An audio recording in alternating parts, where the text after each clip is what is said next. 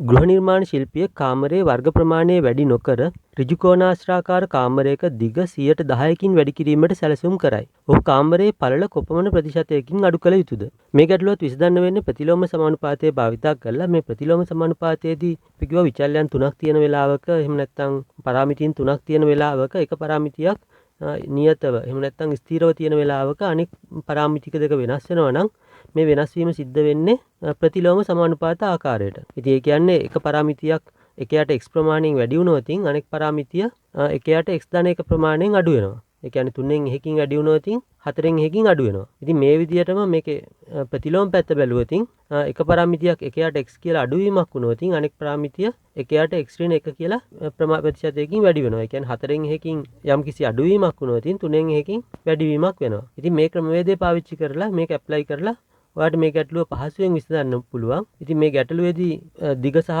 පළල ඒ වගේම දිග පළලෙන් වැඩි කරාම වර්ගඵලය තමයි එන්නේ. මේ වර්ගඵලය කියන එක තමයි නියත වෙලා තියෙන්නේ. ඉතින් මේ වර්ගඵලය නියතයක් වුණාට පස්සේ එතකොට දිග 110කින් වැඩි වුණා කියලා තියෙනවා. ඒ කියන්නේ දිග වැඩි වුණා 10න් 1 ප්‍රතිශතයකින්. 10න් 1 ප්‍රමාණයකින්. ඉතින් පළල මොකද්ද වෙන්න ඕන? පළල 11න් 1 ප්‍රමාණයකින් අඩු වෙන්න ඕන. ඉතින් එහෙනම් අපිට පහසුවෙන්ම කියන්න පුළුවන් මේ ගැටලුවේ පිළිතුර 1යට 11ක ප්‍රතිශතයක් කියන එක අපිට පහසුවෙන් කියන්න පුළුවන්. ඉතින් ඒක තමයි මේ ගැටලුවේ පිළිතුර.